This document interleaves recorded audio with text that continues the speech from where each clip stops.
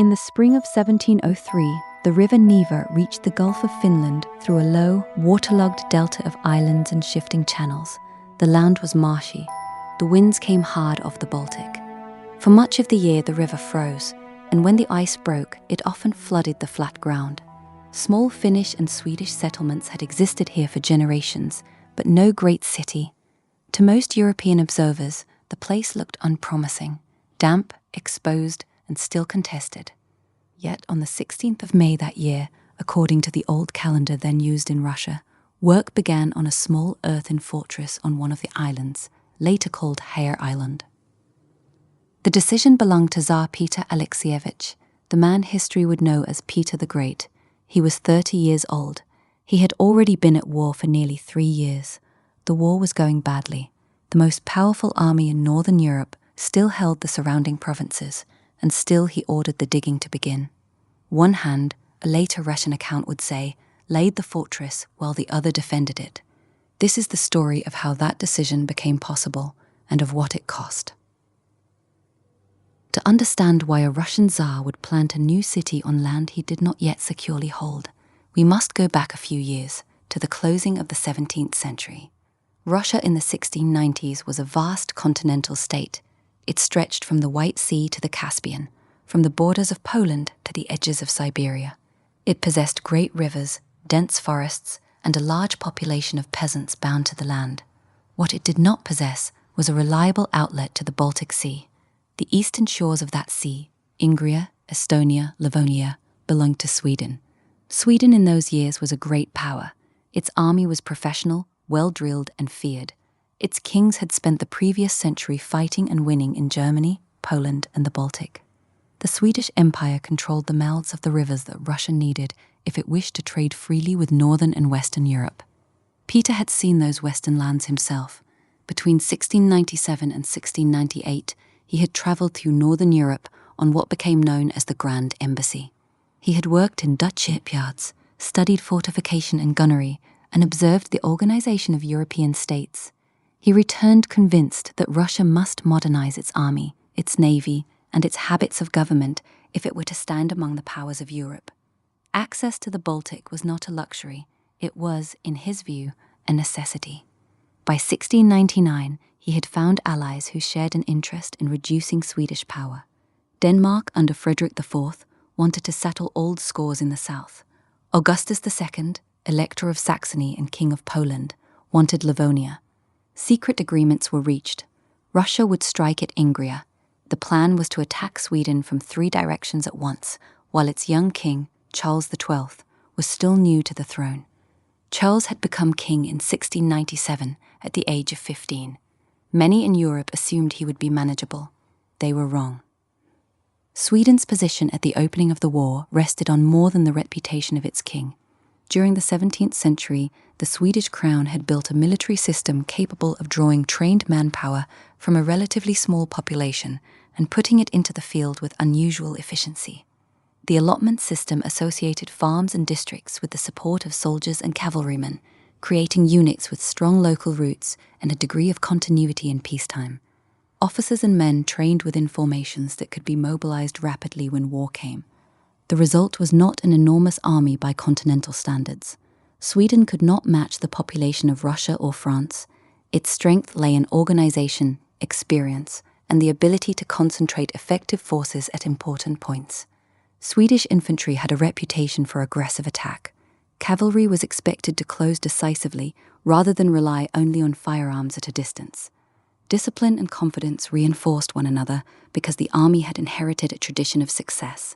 The empire itself was geographically unusual. It included Finland and possessions along the eastern and southern Baltic, as well as territories connected to the German world. The sea tied these pieces together. Baltic control was therefore not merely a matter of prestige, it was part of the structure of the Swedish state. This helps explain the alarm created by the coalition of 1700.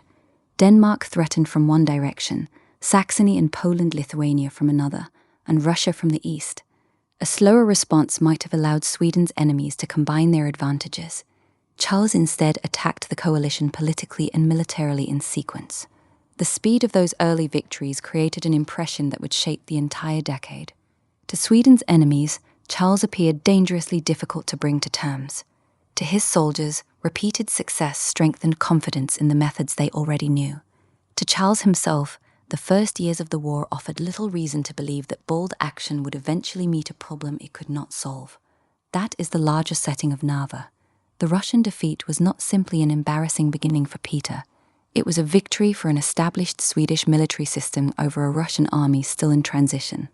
The next 9 years would test whether one state could preserve that advantage and whether the other could learn fast enough to overcome it.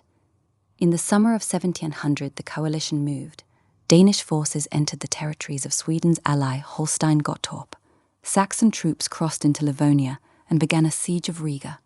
Peter, delayed by the need to conclude peace with the Ottoman Empire, declared war in August and marched an army toward the Swedish fortress of Narva on the border of Ingria.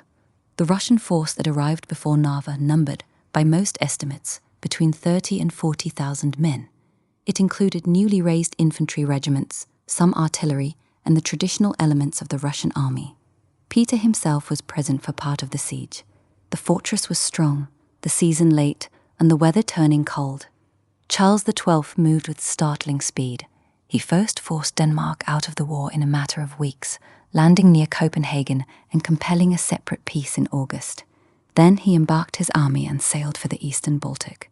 In November, with snow already falling, he approached Narva with a force that was considerably smaller than the Russian army facing him, perhaps 8,000 to 10,000 men by the more careful modern counts.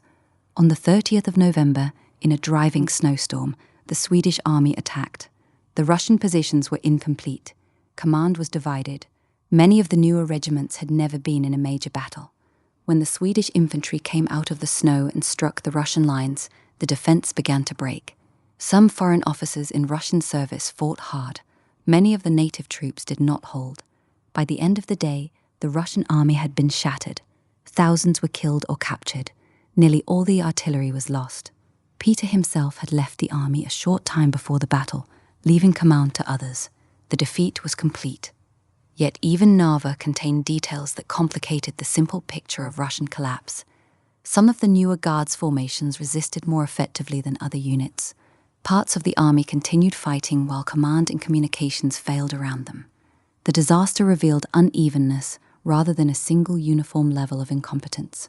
That distinction mattered because Peter could preserve what had worked while changing what had not. The material losses were easier to count than the psychological ones. Guns, standards, baggage, and prisoners were visible. Reputation was less tangible but strategically important. European courts watched the war. Officers considering Russian service watched it. Allies deciding whether Peter could be relied upon watched it. Narva seemed to confirm the hierarchy of power in the north. Peter's response was therefore aimed at two audiences. Internally, he needed to rebuild. Externally, he needed to remain in the war long enough to prove that the first battle had not settled the matter. Charles's turn toward Poland gave him that opportunity, but opportunity alone did not guarantee recovery. Russia still had to convert time into capacity. The rebuilding was helped by a basic asymmetry. Sweden had won the battle, but it could not occupy the whole Russian state. Peter retained the core of his territory, his government, his population base, and the ability to levy new resources. The defeat was severe without being terminal. That difference between losing an army and losing the war would become one of the central facts of the decade. Charles could win spectacular victories and still face a Russian state capable of returning with another force. Peter could lose men, guns, and prestige, then use the surviving machinery of the state to begin again. Narva was therefore both a Swedish triumph and the beginning of a long test of endurance. The defeat at Narva left the Russian army without most of its artillery and with its reputation in Europe badly damaged. What followed was not a single dramatic recovery, but a sustained, often harsh process of rebuilding that lasted several years. Peter moved quickly on the most urgent shortage. Nearly the entire field artillery park had been lost. In the months after the battle, church bells were ordered collected and melted down for new gun tubes. By the end of 1701, Russian foundries and workshops had produced or assembled enough pieces, more than 200 cannon of various calibers, along with howitzers and mortars, to begin restoring a usable train. The work was supervised in part by men with technical knowledge drawn from earlier contacts with Western specialists. A Scotsman named James Bruce played an important role in improving metallurgy and in training gun crews in the practical handling of the new pieces. An artillery school was established in Moscow, and a laboratory for the study and production of ordnance was set up near the capital. The recovery of the artillery was incomplete and imperfect, but it removed the most immediate disability the army had suffered at Narva. Manpower was addressed through a series of levies that gradually hardened into a more regular system of conscription. In the first years after 1700, the army was still filled by a mixture of methods: volunteers, free people, men supplied by landowners, and various categories of bound or semi-bound populations. From 1705, a more systematic approach took shape. The basic rule became 1 recruit from every 20 tax-paying households. The quota was calculated to yield roughly 30,000 men in a full annual levy, though actual yields varied with evasion, desertion, and local conditions. Recruits were gathered at designated assembly points, often in the nearest towns. There they were organized into groups of several hundred, billeted and placed under the supervision of non-commissioned officers drawn from their own ranks or from veterans no longer fit for full field service. Instruction in the basic elements of military drill began at these stations before the men were forwarded to existing regiments or used to form new ones. The system was designed so that losses, whether from death, desertion, or battle, could be replaced from the same districts that had supplied the original recruit. Contemporary language sometimes called these men the immortal soldiers, because the obligation to keep the ranks full rested continuously on the communities that had furnished them. Service was for life, or for as long as the state required. For a peasant taken from his village, the break was nearly absolute. He left the household, the seasonal rhythm of agricultural work, and the local community that had defined his existence. Desertion was common, especially in the first months after enrollment, and the authorities responded with increasingly severe penalties that could extend to the families left behind. The new regular regiments required uniforms, muskets, and bayonets. Large quantities of firearms were purchased abroad, particularly from Dutch suppliers, while domestic production was expanded as quickly as the limited industrial base allowed. The older noble cavalry of the traditional muster was largely replaced by dragoon regiments, mounted infantry trained to fight both on horseback and on foot. These formations proved especially useful in the open spaces of the eastern theatres and gave the Russian army a mobility it had lacked in 1700. By the later years of the decade, the cumulative effect of the successive levies was substantial. The field army that faced Charles XII in 1708 and 1709 was larger, more uniformly organized, and better supplied with artillery than the force that had collapsed at Narva. It was still an army that suffered from high rates of desertion, uneven training, and the difficulties of sustaining large numbers of men over long distances. But it was no longer the same instrument. The ordinary recruit experienced these changes as a sharp and often permanent alteration of his life. He was taken from the village, marched to a training station, issued clothing and weapons of a new pattern, and subjected to daily drill under officers who themselves were still learning the requirements of a regular European-style force. Some of those officers were foreigners hired for their experience. Others were Russians promoted or trained in the new methods. The process was imperfect, expensive, and frequently brutal. Yet over the course of the decade, it produced the army that would stand at Poltava. These reforms did not occur in isolation from the other demands of the war. The same state that was raising and training tens of thousands of new soldiers was also directing labor to the Narva Delta for the construction of the new fortress and settlement. The two efforts, military reconstruction and the building of the window on the Baltic, drew on the same limited pool of manpower and the same coercive mechanisms of the Petrine state. Both exacted a continuous human cost. Both were carried forward while Charles XII remained undefeated in the field and while the final outcome of the war was still unknown. The training stations themselves became a permanent feature of the new system. Once a levy had been ordered, the men were collected by local officials and marched, often under guard, to the designated towns. There they were billeted on the urban population or housed in temporary barracks. Daily routines were imposed: morning and evening roll calls, inspection of clothing and weapons, and repeated drill under the supervision of the non-commissioned officers appointed from among them or drawn from invalided veterans. The stations functioned as both holding camps and rudimentary schools. Men who arrived with no previous military experience learned the manual of arms, the loading and firing sequence of the flintlock, the use of the bayonet as an offensive rather than merely defensive weapon, and the basic formations required by the new regulations. The quality of instruction varied widely. In some places, foreign officers or experienced Russian sergeants imposed a recognizable standard. In others, the process remained haphazard, and the men left for the regiment still poorly prepared. The successive levies of 1705 to 1709 drew from a broad social base.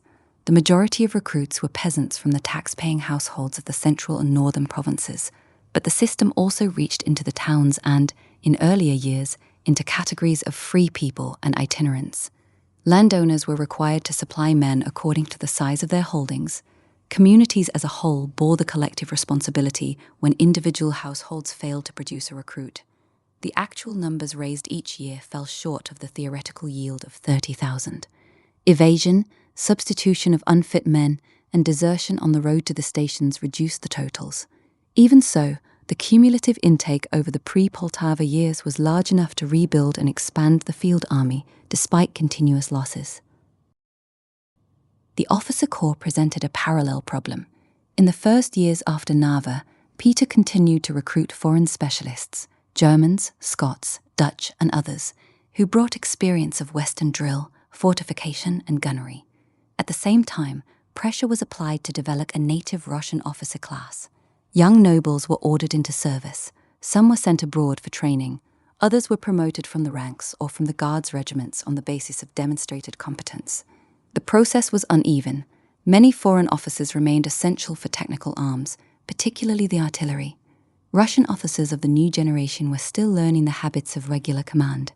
By 1708-1709, the army that faced Charles contained a mixed leadership, foreign specialists in key technical roles, Russian commanders who had gained experience in the Baltic campaigns, and a growing number of junior officers produced by the reformed system itself. Infantry organization evolved in stages. Early regiments were large and sometimes unwieldy. Later adjustments reduced the size of the infantry regiment, standardized the number of companies, and introduced grenadier companies within the line units. The bayonet, once treated primarily as a defensive weapon, was increasingly used in the attack, a change that suited the aggressive close combat tactics Peter favored. Drill regulations were issued and revised. The goal was uniformity of movement and fire discipline under the conditions of linear battle. In practice, the newer regiments still varied widely in cohesion and firepower. Supplying, clothing, feeding, and paying this expanding force placed continuous strain on the state's limited administrative and fiscal resources. Uniforms and weapons were procured through a combination of foreign purchase and domestic manufacture. Rations were calculated and ordered, yet delivery over long distances and poor roads frequently failed. Pay was often in arrears. The army lived, in significant measure, by requisition from the districts through which it passed or in which it was quartered. The financial burden of the new military establishment competed with the simultaneous demands of the Baltic fortifications, the construction of St. Petersburg, and the ordinary costs of government. No precise global figure for the decade survives in usable form, but the scale of the effort is visible in the repeated emergency measures, confiscation of church metals, extraordinary levies of money and men, and the redirection of existing revenues toward the army. Historians continue to debate how much of the eventual Russian success at Poltava should be attributed to these reforms and how much to the progressive logistical collapse of the Swedish army. One line of interpretation emphasizes the transformation of the Russian force between 1700 and 1709. Larger numbers, improved artillery, more coherent infantry organization, and a command structure that had learned from earlier defeats. Another stresses the cumulative effects of distance, the loss of Leeuwenhoup's convoy, the severity of the winter of 1708-1709, and Charles's own operational choices. The two explanations are not mutually exclusive. The reformed Russian army was still imperfect. The Swedish army of 1709 was no longer the instrument that had won at Narva. The battle was decided by the meeting of those two realities on ground that Peter had prepared and Charles was compelled to attack. There was another side to the rebuilding that was less visible on a battlefield: administration. Armies did not become regular simply because a ruler ordered new regiments into existence. Someone had to know how many men were present, which districts still owed recruits, where muskets and powder were stored, how much bread a regiment required, and which roads could carry wagons when the ground softened in spring. During the first years of the war, many of these arrangements remained improvised. Old officers continued to work beside newer ones. Responsibilities overlapped. Orders could move faster than the institutions expected to carry them out. That disorder is important because Peter's reforms were not a clean replacement of an old system by a finished Western model. They developed under the pressure of war. A failed levy exposed a weakness in recruitment. A shortage of cannon forced emergency production. A campaign that outran its magazines exposed problems of supply.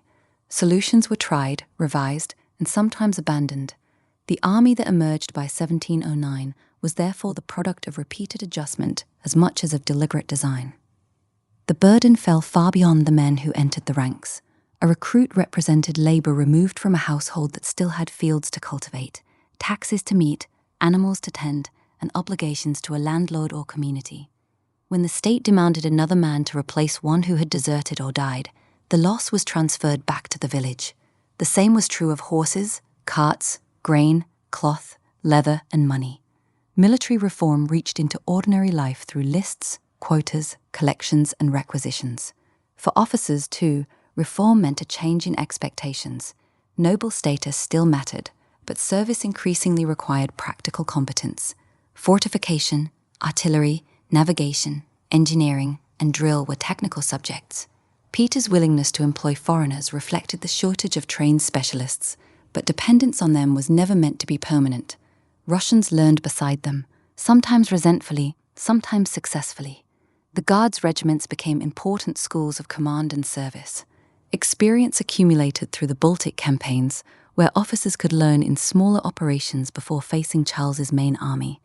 By the time of Poltava, Russia had not created a flawless military machine.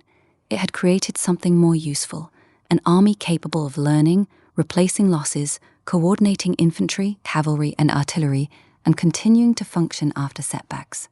That distinction helps explain why the comparison between Narva and Poltava is so striking. The change was not that Russian soldiers had suddenly become braver, or Swedish soldiers less so. The deeper change was institutional. Russia had become better able to turn population, resources, information, and repeated experience into sustained military power. The war also forced the Russian state to think differently about movement. Russia's size could protect it, but only if men and material could be moved through that size. Rivers remained essential highways. Frozen winter roads could sometimes help transport, while spring thaw and rain could turn routes into mud. Commanders had to think not only about where an army should go, but when it could arrive and what supplies would still be usable when it got there. Magazines and fortified points therefore mattered. Food, powder, shot, clothing, and equipment had to be accumulated in advance and distributed forward. This was tedious work compared with battle, but it was one foundation of Peter's recovery. The state was learning to sustain military operations over time rather than simply assemble a large force for a single campaign. Domestic production belonged to the same process. Russia still purchased weapons and expertise abroad, but wartime demand encouraged ironworking, arms manufacture, cloth production, and other industries connected to the military. Workshops and foundries linked the battlefield to places hundreds of miles away. The fiscal pressure was equally important. The state needed more predictable revenue, and wartime demands exposed weaknesses in the older system. Peter's later poll tax belonged mainly to the period after Poltava, but the earlier war years had already posed the underlying question: how could the government measure and extract enough resources to maintain a permanent army and navy? Military reform and state reform therefore became difficult to separate. The army required money. Money required records and officials. Weapons required industry. Ships required forests, rope, canvas, iron, skilled craftsmen, and ports. Each demand created another administrative demand behind it. The system remained harsh and inefficient. Orders were delayed. Local officials protected their interests. Communities hid men and resources when they could. But repeated wartime necessity pushed the government toward more regular methods of extraction and control. Seen from a village, modernization could look like an accumulation of obligations. Seen from the court, Those obligations were the means by which Russia survived a war that had begun with catastrophe. Yet the war did not end at Narva. Charles chose not to pursue the broken Russian army deep into the interior. Instead, he turned south into Poland to deal with Augustus II.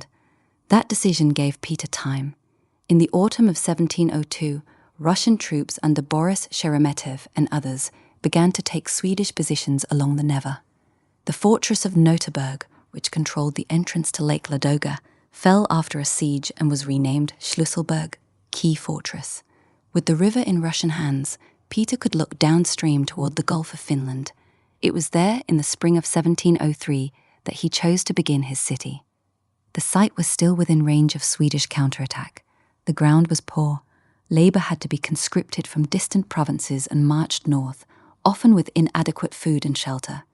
Contemporary foreign observers later claimed that tens of thousands died in the first years of construction.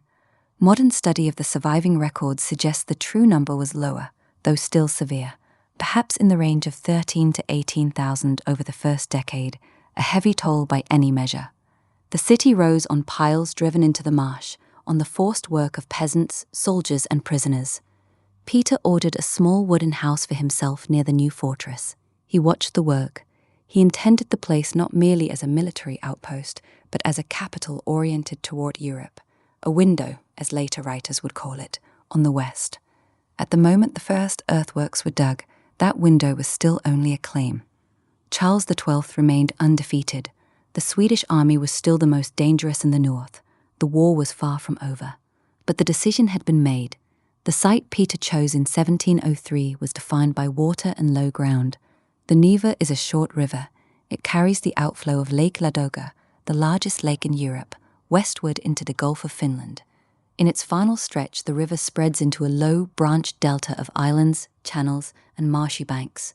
The largest of these islands would later become familiar names, but in 1703, most were simply patches of ground rising a few feet above the water, covered with scrub, reeds, and scattered trees. Hare Island, where the first fortress was laid out, sat near the main channel. The surrounding land was soft. The water table was high. In spring and autumn, the river could rise, and strong westerly winds from the Gulf of Finland could drive water upstream, flooding the low islands and the adjacent shores. The climate was maritime and cool. Winters brought long freezes. The river itself could remain icebound for months. Summers were short. The ground never fully dried. To build anything permanent required driving piles deep into the soft soil or raising earthen embankments that could resist both the river and the seasonal floods. The location offered strategic value, control of the river mouth, and a position facing the Baltic, but it offered little natural convenience for a large settlement. Labour for this work was drawn from across the Russian state by administrative order. From the summer of 1703 onward, decrees required the supply of workers, known as pososhan or spademen, from the taxable population of towns and districts. The early levies were already substantial. Within the first year, several thousand men were on the site. By 1704, the annual requirement had risen to tens of thousands. Over the period from 1703 to 1710, the cumulative number of seasonal labourers sent to the Neva reached into the hundreds of thousands, though not all were present at the same time. The system was organised in shifts.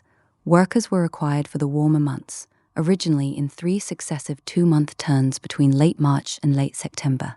Later, the arrangement was adjusted to 2 longer turns of roughly 3 months each. After completing a shift, a man returned to his home district. The obligation fell on communities. A given number of households had to furnish one worker, together with money for his maintenance. The state calculated a monthly allowance, sometimes a ruble, sometimes slightly less, to cover food and basic needs, though the actual delivery of provisions was often irregular. Skilled craftsmen were handled differently. Masons, brickmakers, carpenters, and other specialists were in short supply. Some were ordered to the site for limited terms. Others, especially from 1710 onward, were directed to settle permanently with their families. The total number of such skilled workers in the first decade remained comparatively small, on the order of 12,000 to 13,000, while the mass of the digging, piling, and earth moving was performed by the seasonal unskilled levies. Responsibility for the early construction rested heavily on Alexander Menshikov, who held authority over the region and on other officials who received Peter's repeated and detailed instructions. The work itself was hard. Men dug foundations, drove wooden piles, raised earthen walls, and began the first timber buildings. Hours followed the daylight. In the long summer days, the working time could stretch to 12 or 14 hours after breaks. Disease, exhaustion, and exposure took a continuous toll. Desertion occurred. Some men died on the site or on the journey to and from it. Modern examination of the surviving administrative records has revised the highest contemporary foreign claims of mortality downward. The figures of 100,000 or more dead that appear in some early traveller accounts are not supported by the lists and reports that remain.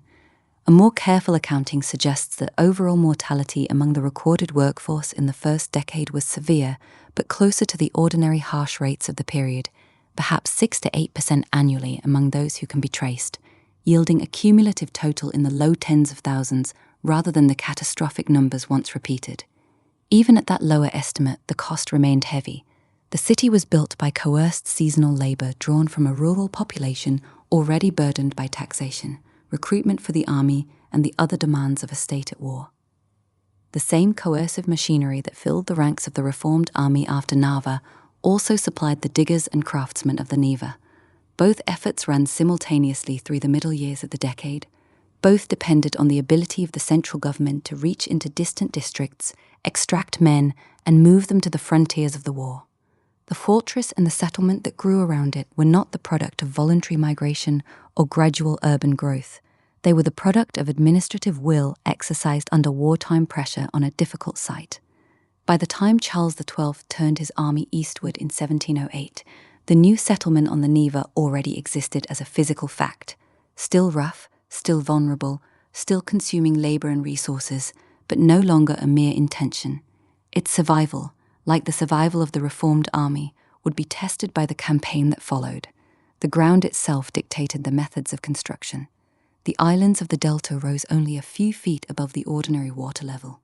Beneath a thin layer of soil lay soft alluvial deposits and, in many places, peat. Permanent structures required piles driven deep enough to reach firmer strata, or massive earthen embankments that could resist both the river's ordinary flow and the sudden rises caused by westerly storms in the Gulf of Finland. Early work therefore concentrated on the fortress on Hare Island and on the most urgent defensive and residential buildings nearest the main channel. Timber was the primary material. Stone was scarce and expensive to transport. The first permanent buildings were simple, functional, and repeatedly repaired against the effects of damp and flood. The labour system that supplied the men was refined through successive decrees. By 1704, the annual requirement had been set at 40,000 workers. These were not present simultaneously.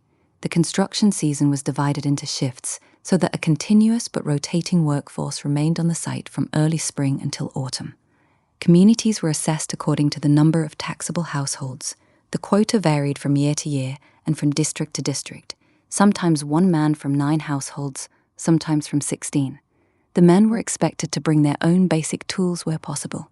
Money for their maintenance was collected from the same communities and forwarded, often irregularly, to the officials responsible for the works. When the allowance failed to arrive, or when the calculated ration proved insufficient, the workers faced hunger in addition to the ordinary hardships of the site. Desertion and flight were constant problems. Men left the columns on a long march north, slipped away from the camps, or simply failed to appear when the next shift was ordered. Official correspondence from the period records repeated complaints about shortfalls and about the difficulty of keeping the workforce complete. Peter's own letters to subordinates show impatience with delays and with officials who failed to deliver the required numbers. In one documented case, he rebuked a governor for sending far fewer men than ordered and for allowing hundreds to escape along the road. The administrative machinery that extracted the labourers was the same machinery that extracted recruits for the army. The two demands competed for the same rural population and intensified the pressure on the districts that supplied both. Skilled craftsmen remained a separate and more intractable shortage. Masons, brickmakers, carpenters, and other specialists could not be raised by simple household quotas in the same way as diggers. Some were ordered for limited terms, others were directed, especially after 1710, to settle permanently with their families. The total number of such skilled workers in the first decade remained modest relative to the scale of the unskilled seasonal force. Their presence was essential for any work beyond earth-moving and timber construction, yet their numbers never matched the ambition of the project. The human experience of the seasonal laborer is visible only in fragments: petitions, official reports of illness and death, and the observations of foreign visitors who saw the camps and the unfinished works. Men arrived after weeks of travel, often poorly clothed and provisioned. They lived in temporary shelters. They worked long hours in wet ground. Disease moved through the crowded conditions. Some died on the site. Others returned home weakened or injured.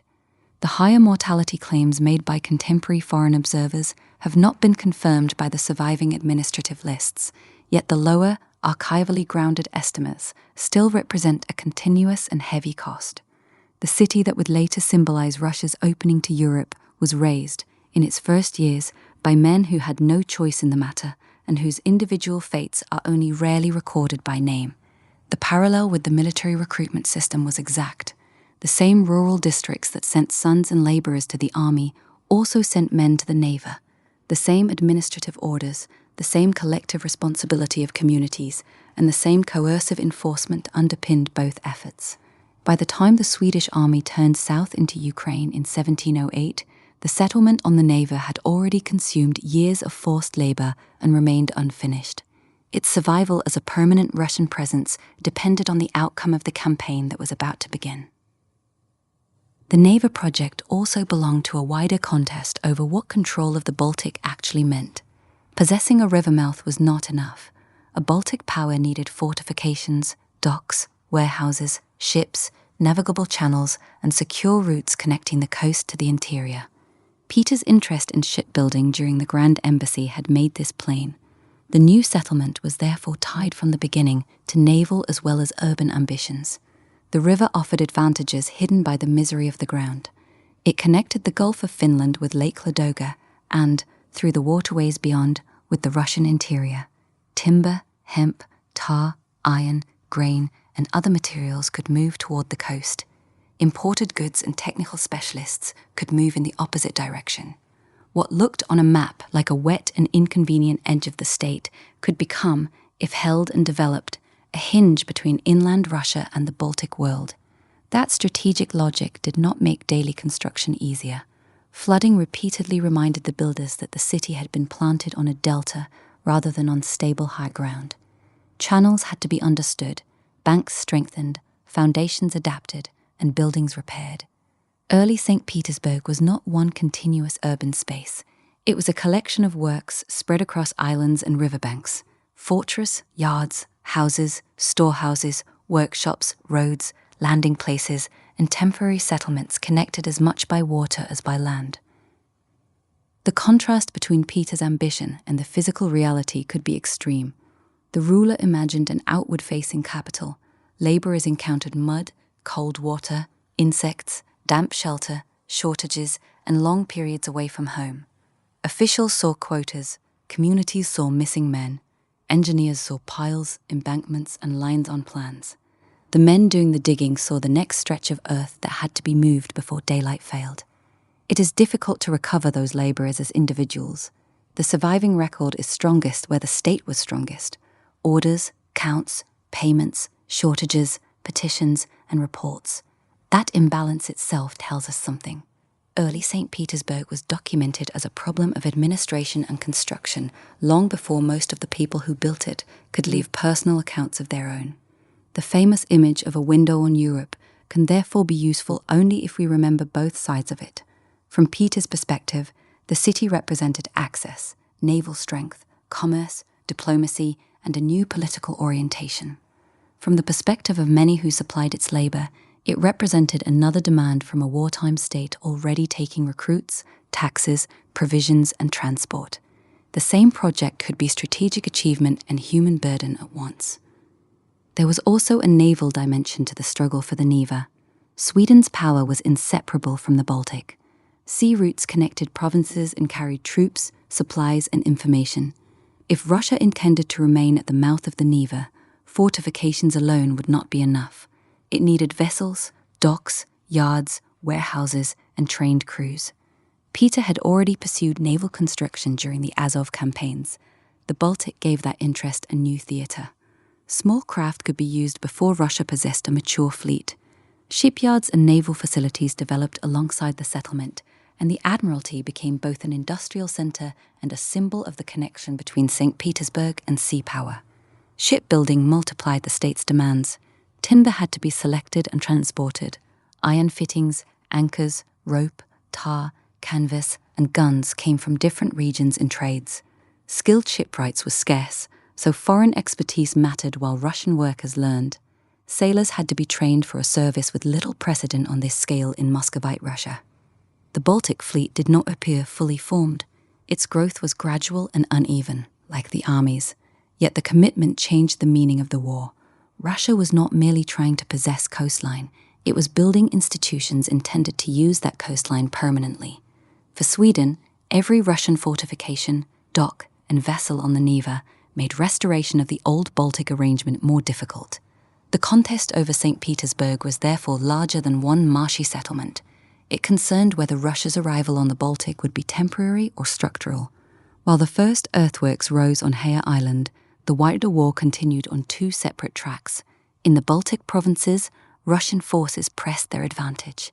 In Poland, Charles XII pursued a different objective, the removal of Augustus II from the conflict entirely. In 1704, the Russians returned to Narva. This time, the fortress fell. Dorpat, further south, was also taken. The eastern Baltic littoral that Sweden had held for decades was beginning to slip. Peter now controlled the length of the Narva and a growing stretch of coastline. The new fortress and settlement at the river's mouth, already being called Sankt Peterburg in the Dutch fashion Peter favoured, gained a measure of security, though Swedish raiding forces remained a danger. Peter visited the site repeatedly. He issued detailed instructions about construction, materials, and the layout of streets. He intended the place to be different from Moscow, more regular, more oriented toward the sea and toward Western models of urban order. For the moment, it remained a frontier outpost under construction, vulnerable and incomplete. After the victory at Narva, Charles XII did not turn immediately against the main body of the Russian army. He turned instead against Augustus II, Elector of Saxony and King of Poland. In Charles's judgment, Augustus had been the principal organizer of the coalition that had attacked Sweden in 1700. Removing him from the war would isolate Russia and settle the Polish theatre on terms favourable to Sweden. The Polish-Lithuanian Commonwealth in the early 18th century was a large but politically fragile state. Its elective monarchy, powerful nobility, and regional divisions made sustained centralised resistance difficult. Augustus, a Saxon prince who had won the Polish crown in 1697, faced opposition from factions within the Commonwealth even before the Swedish invasion. Charles intended to exploit those divisions. Swedish armies entered the Commonwealth in force in 1701 and 1702. They won a series of engagements against Saxon and Polish forces. In July 1702, Charles defeated Augustus near Klisov. Warsaw and Krakow fell under Swedish control at different points. The military pressure was accompanied by political manoeuvring. In 1704, a confederation of Polish nobles, meeting under Swedish protection, declared Augustus deposed and elected Stanisław Leszczyński, a Polish magnate acceptable to Charles, as the new king. Augustus refused to accept the decision. Civil conflict within the Commonwealth continued alongside the war against Sweden. Peter attempted to keep Augustus in the field. Russian subsidies and occasional detachments of troops were sent to support the Saxon-Polish effort. The assistance was never sufficient to reverse the military balance. Charles continued to campaign through the Commonwealth, living off the country and punishing districts that resisted. The prolonged presence of foreign armies, Swedish, Saxon, and Russian, brought widespread destruction to farms, towns, and estates. By 1706, Charles decided to end the matter by striking at Augustus's hereditary lands. Swedish forces invaded Saxony itself. The electorate was occupied with little effective resistance. Faced with the loss of his own territory and the threat to his position in Germany, Augustus signed the Treaty of Altanstedt in September 1706. He formally renounced the Polish crown, recognized Stanisław Leszczyński, and broke his alliance with Russia. Saxony was required to provide winter quarters and supplies for the Swedish army. Augustus was out of the war. The treaty left Russia without its principal continental ally. Denmark had already been forced into neutrality in 1700. The original coalition of 1699 had been dismantled. Charles XII, still undefeated in any major battle, now stood free to turn his full attention eastward. The years spent in Poland were not without cost to Sweden. The army had been kept in continuous campaign for 6 years. Supply lines stretched across a devastated landscape. Casualties from battle, disease, and desertion had accumulated. The political settlement in Poland remained fragile. Stanisław Leszczyński's position depended on Swedish military presence. Yet from Charles's perspective, the strategic purpose had been achieved. One enemy had been removed. The road to a direct confrontation with Peter now lay open. In the winter of 1707-1708, the Swedish main army began its movement out of Saxony and across Poland toward the Russian frontier. The force that marched east still numbered in the tens of thousands of veteran troops. It carried with it the prestige of unbroken success and the confidence of a commander who had dictated terms to kings. The invasion that followed would test whether that confidence was still justified against the army Peter had been rebuilding since Narva, and against the distances and resources of the Russian state. The campaign inside the Polish-Lithuanian Commonwealth began in earnest in 1701. Swedish forces crossed from Livonia and Prussia into the eastern and central territories of the Commonwealth. Early engagements established a pattern.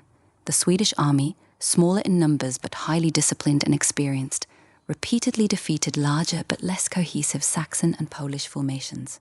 At Kliszow in July 1702, Charles defeated a combined Saxon-Polish army under Augustus himself. The victory opened the way into the heart of the Commonwealth. Warsaw was occupied. Krakow later fell under Swedish control.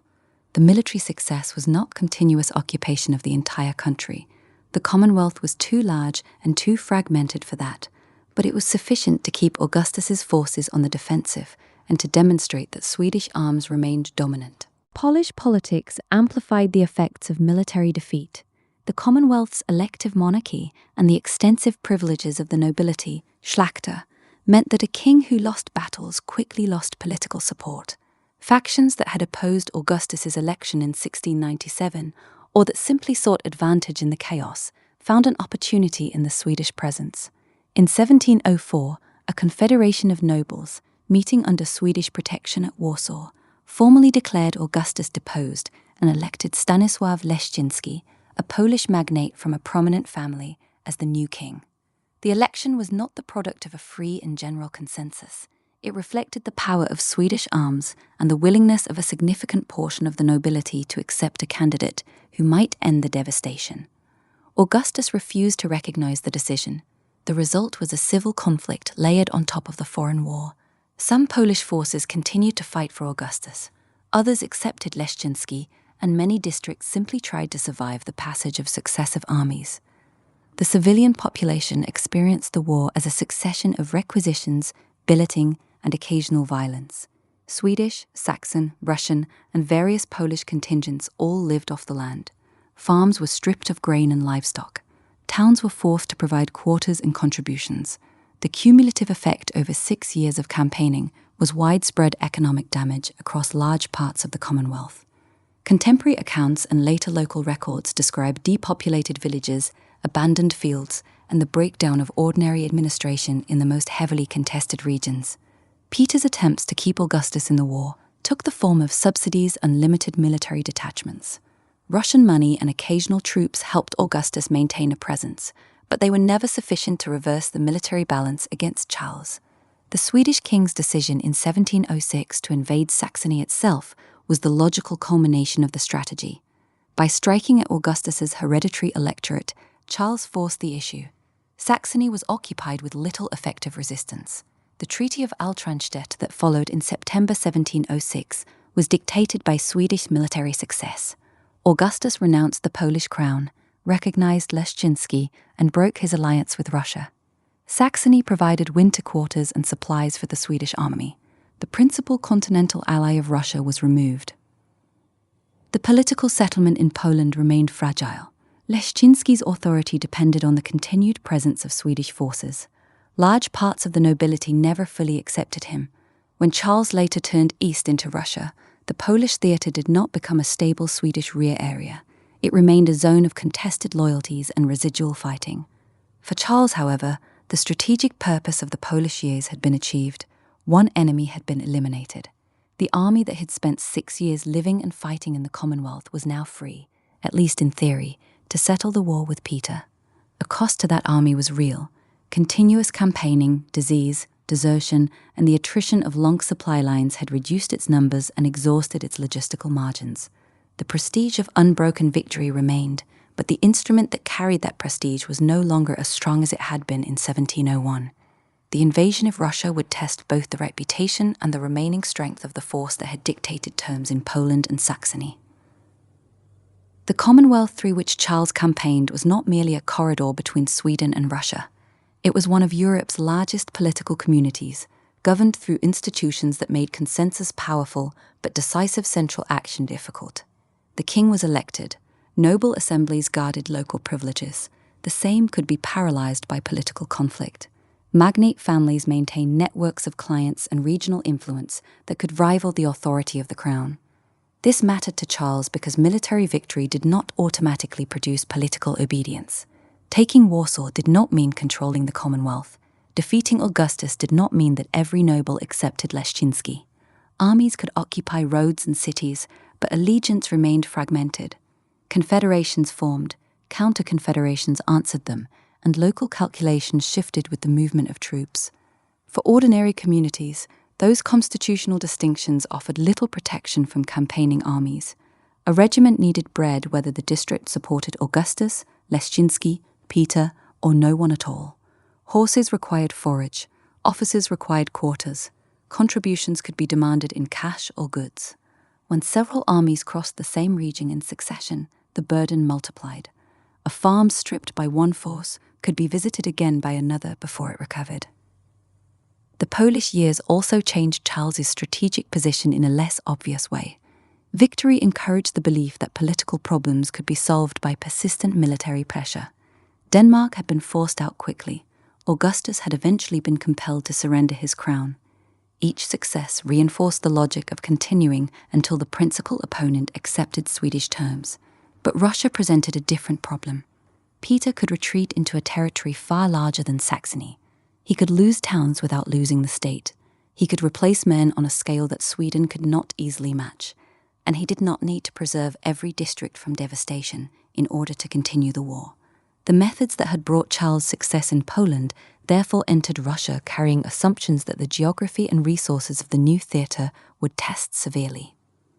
Charles's style of command had been shaped by extraordinary success at a young age. He had become king at 15.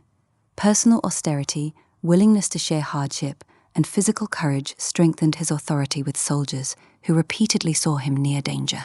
He preferred movement and decisive military pressure to settlements that left an opponent capable of returning to the field. Those qualities had real value.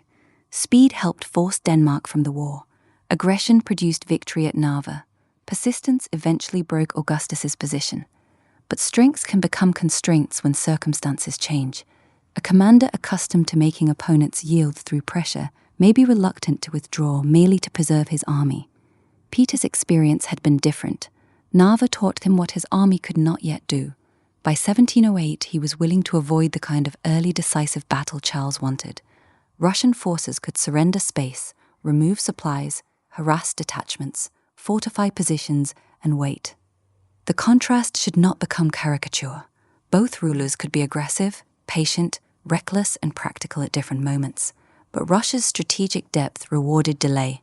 Sweden's smaller population and resource base made experienced soldiers lost far from home harder to replace. Russia could suffer terrible losses and still raise new forces, though the cost to its population was immense. The campaign thus became a contest between concentration and depth. Sweden brought a highly experienced army under a commander accustomed to victory. Russia brought growing institutions, larger reserves, fortified spaces, and a willingness to prolong the struggle. Poltava would seem to decide the contest in a morning, but much of the decision had accumulated during the preceding 8 years. As Charles XII advanced eastward in 1708, the problem of supply became increasingly acute. An army of tens of thousands of men, together with horses, artillery, and baggage, required continuous provisioning. The farther the Swedes moved from their bases in Poland and the Baltic provinces, the longer and more vulnerable the lines of communication became. Peter's strategy of withdrawal and denial of resources was designed to exploit exactly this vulnerability. To address the supply problem, Charles ordered a large convoy to join him from Livonia, under the command of General Adam Lewenhaupt. The column carried powder, ammunition, food, clothing, and other stores essential for a prolonged campaign. Its safe arrival was a necessary condition for the Swedish army to maintain its strength deep inside Russian territory. Charles prepared for a decisive campaign against Russia itself. In the winter of 1707 to 1708, he began to move his main army eastward from Saxony through Poland. Estimates of its strength vary, but it was a substantial field force by the standards of the day. Tens of thousands of veteran troops under a commander who had not yet lost a major engagement. The plan, as it took shape, was to strike into the Russian heartland, force Peter to battle, and settle the war on Swedish terms. Peter, for his part, prepared a different kind of defense. He did not intend to risk everything in a single early confrontation. Russian forces would harass, withdraw, and deny supplies. The vast distances of the country would become an ally. If Charles advanced far enough, logistics would become his most dangerous enemy. By the early months of 1708, the two movements that had run in parallel since 1703 were beginning to converge. In the north, the new city on the Narva continued to rise, its existence still dependent on Russian control of the surrounding provinces. In the center, Charles XII was gathering his strength for the invasion that would carry the war deep into Russian territory and, eventually, into the lands of the Ukrainian hetmanate. The young Swedish king remained confident. His record justified that confidence. Peter, older now than he had been at Narva, had spent the intervening years rebuilding an army and planting a capital in the face of defeat. Both men were moving toward a confrontation neither could fully control. The next phase of the war would test every reform Peter had imposed and every assumption Charles carried with him out of Poland. In the opening months of 1708, Charles XII brought his main army across the Vistula and began the long movement east. The force he commanded was still formidable. Many of the soldiers had served with him since the early victories of the war. They were experienced, disciplined, and accustomed to success. Contemporary estimates of its strength vary, but a figure in the range of 30,000 to 40,000 men is consistent with the more careful modern assessments. Artillery, baggage, and a large train of supplies moved with the columns. Charles intended to force a decisive battle with Peter and end the war on Swedish terms. Peter did not oblige him with an early engagement on open ground. Russian strategy in 1708 favored depth and denial. As the Swedish army advanced, Russian forces withdrew, burning or removing stores of grain and fodder where they could. Small detachments harassed the flanks and rear. The distances of the country, the condition of the roads, and the growing length of the Swedish supply line became part of the defense. Charles continued eastward, expecting that Peter would eventually have to stand and fight to protect the approaches to Moscow. By midsummer, the Swedish army had reached the region of the Upper Dnieper.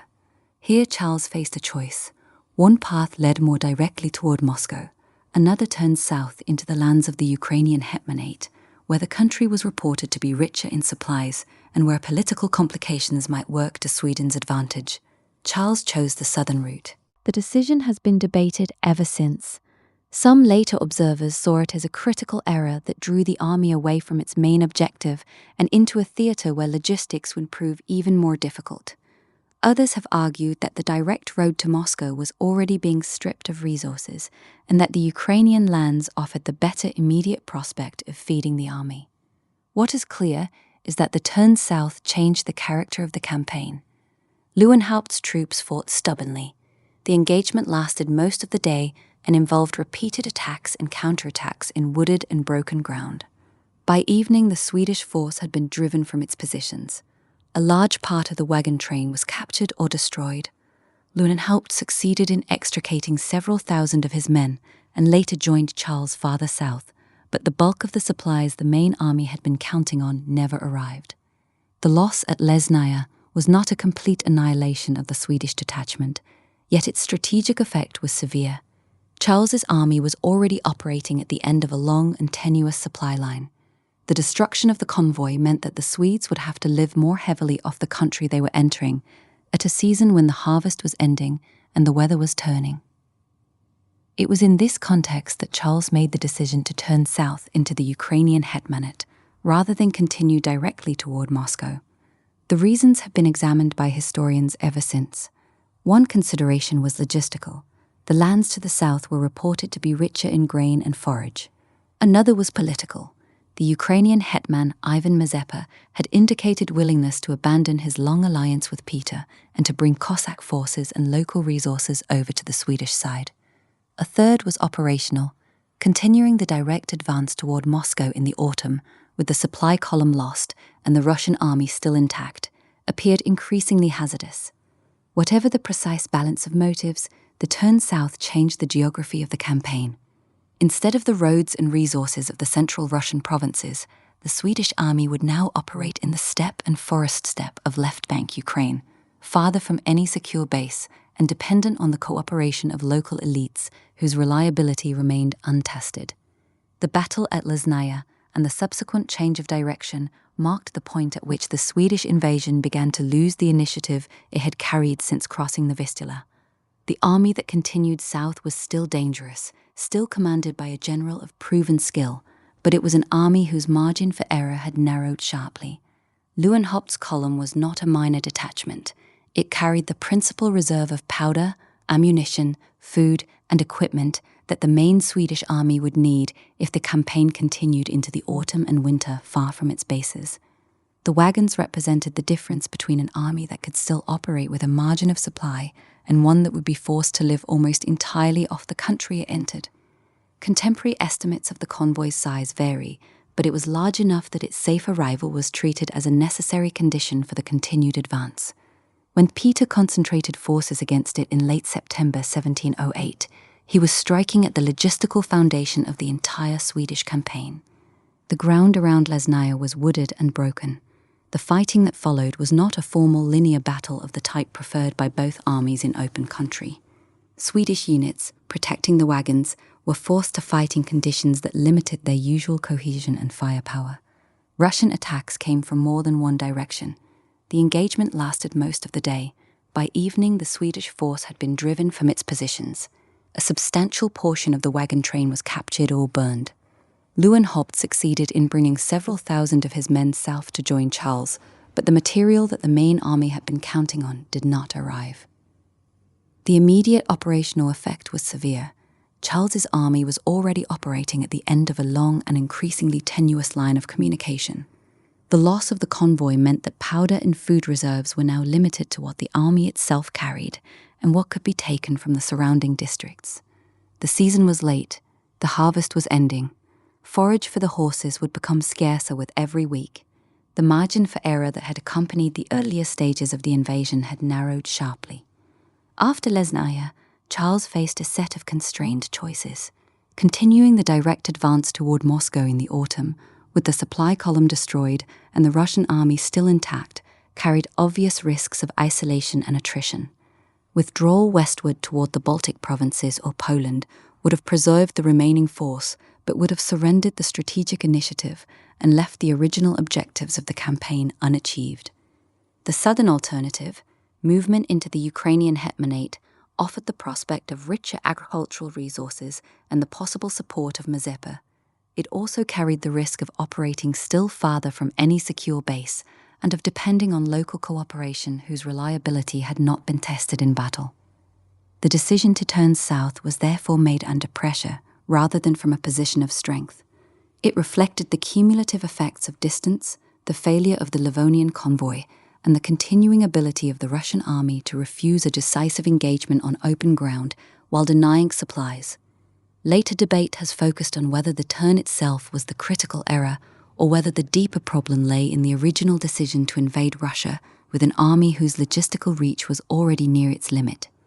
What the record shows is that after Lesnaya, the Swedish campaign entered a new and more dangerous phase.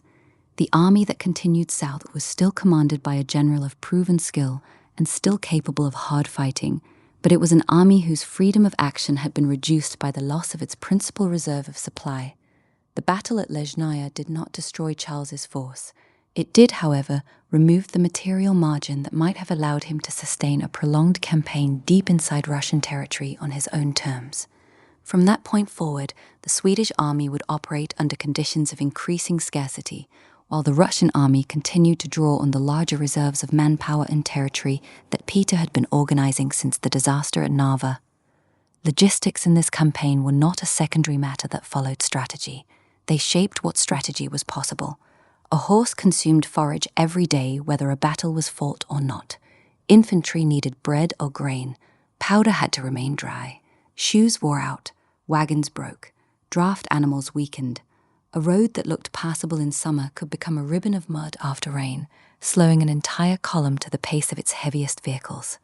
The Swedish army had lived successfully from local resources during earlier campaigns, but that method depended on moving through regions capable of supplying it. Peter's withdrawal strategy attacked precisely that assumption. Stores were removed or destroyed. Populations and livestock could be moved away from threatened routes. The farther Charles advanced, the more every missing wagon or exhausted horse mattered. Leeuwenhoek's convoy was therefore not simply a collection of supplies, it was stored time. Food in the wagons meant days during which the army did not have to find food locally. Powder meant battles that could still be fought.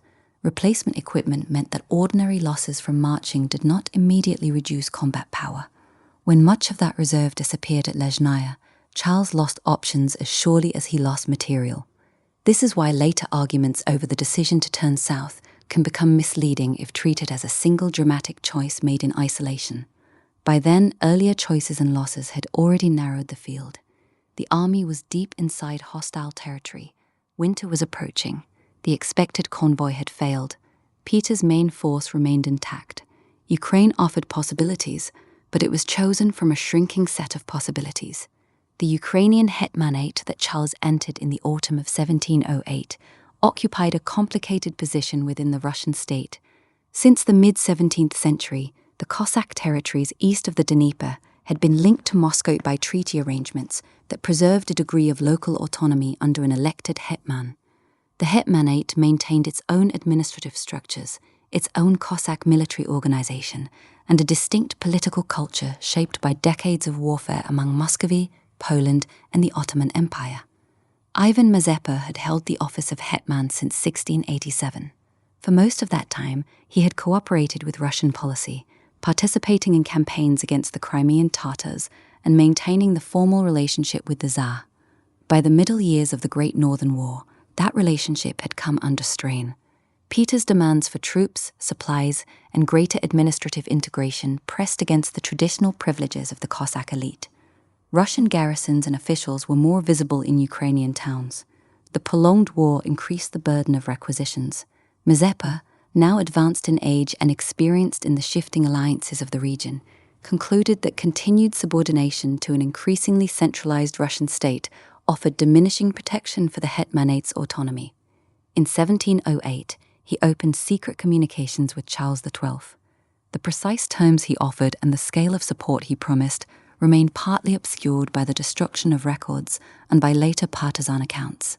What is clear is that he expected to bring a substantial Cossack force and local resources to the Swedish side, and that Charles, short of supplies after Lezhnaya, welcomed the prospect of a local ally. In late October 1708, Mazepa left his capital at Baturin with a portion of his household troops and joined the Swedish army. The numbers who followed him were far smaller than the tens of thousands sometimes projected in earlier hopes. Many Cossack officers and rank and file either remained loyal to the Russian connection, waited to see the outcome, or simply stayed with their regiments. The defection was real, but it was not the broad rising of the hetmanate that might have altered the military balance. Peter's response was swift and severe.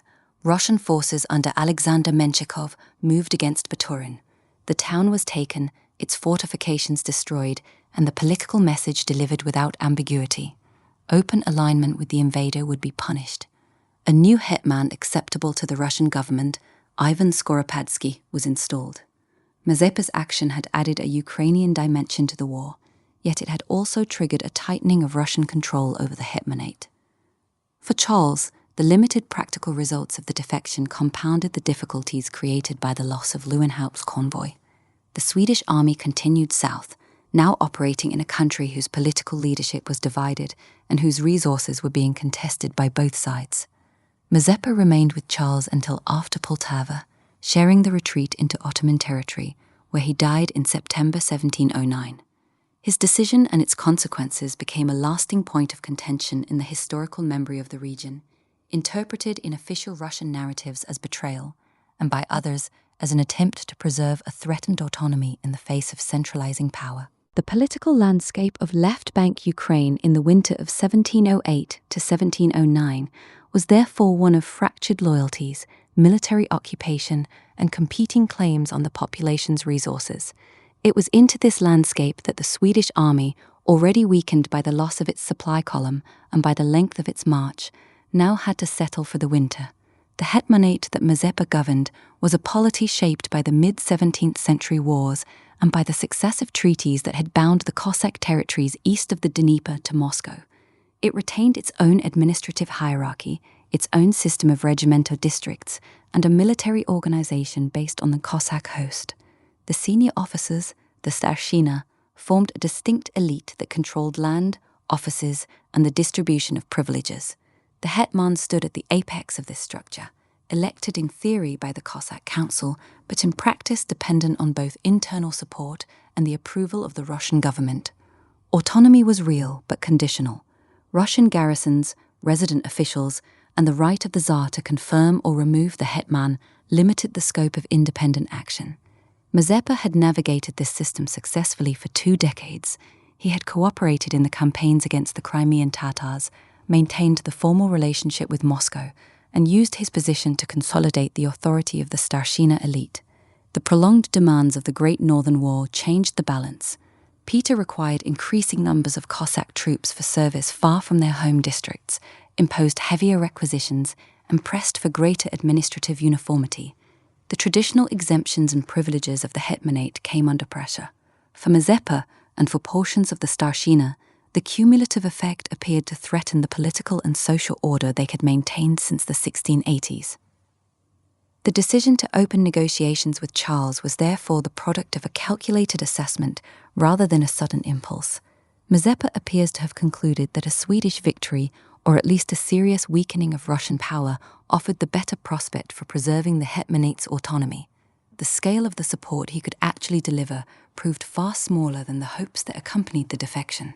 When he left Baturin in late October 1708, he took with him a portion of his household troops and a limited number of Cossack officers. The broader host did not rise. Many regiments remained in Russian service or stayed neutral. The political and military weight of the defection was therefore modest relative to the expectations that had been raised. The Russian response at Baturin was designed to demonstrate the cost of independent action. The town was stormed, its fortifications destroyed, and the political message delivered without ambiguity. The installation of Ivan Skoropadsky as the Mur hetman placed the office in the hands of a figure more closely aligned with Russian policy. In the years that followed, the presence of Russian officials and military authority inside the hetmanate increased. The space for the kind of maneuvering that Mazeppa had practiced narrowed. The long-term trajectory of the hetmanate after 1709 was toward tighter integration into the Russian administrative and military system. Later historical traditions interpreted these events in sharply different ways. Official Russian narratives treated Mazeppa's action as betrayal. Ukrainian traditions, especially from the 19th century onward, often presented it as an attempt to defend a threatened autonomy against centralizing power. The documentary record supports elements of both readings while confirming the limited practical military consequences of the defection itself. What remains clear is that the political landscape of left bank Ukraine in the winter of 1708 to 1709 was one of fractured loyalties, military occupation, and competing claims on the population's resources. It was into this contested environment that the Swedish army, already weakened by the loss of its supply column, now had to operate. The political strain inside the hetmanate had also been developing before Charles arrived. Research into Peter's wartime administration shows that 1707 brought measures affecting the relationship between the Russian government and Ukrainian institutions. Changes in departmental supervision, the new provincial framework, attempts to reshape military organization, and greater Russian authority over important fortresses. These measures did not erase hetmanate autonomy at once, but they gave substance to fears that wartime centralization might become permanent.